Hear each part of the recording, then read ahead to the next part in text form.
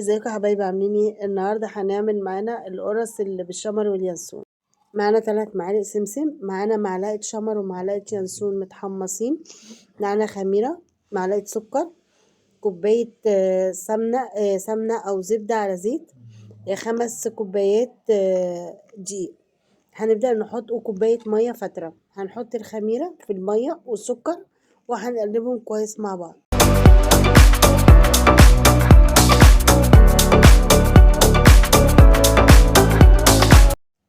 هنضيف الدقيق في بولة، وهنكون مدفيين السمنة كويس على النار، يعني تبقى دافية بس ما تبقاش سخنة.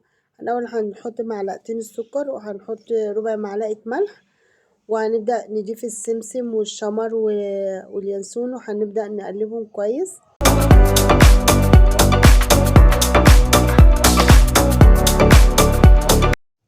أول ما السمنة تدفى معانا هنبدأ نحطها،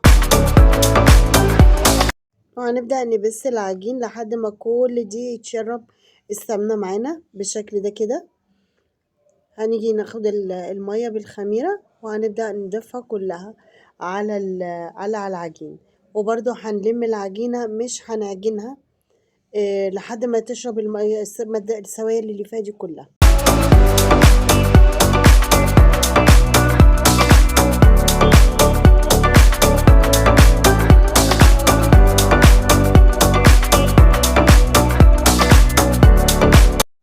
كده بعد ما خلصنا العجينة احنا هنشتغل فيها على طول، مش هنسيبها تخمر.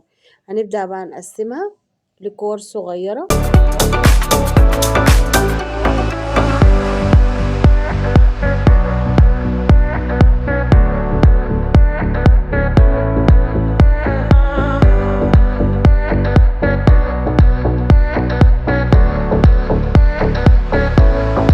هنجيب بقى السمسم ونبدأ نحطه على وشها بالشكل ده كده، ونفردها ونحطها في صينية، وبعد كده هنسيبها ترتاح 10 دقايق قبل ما ندخلها الفرن.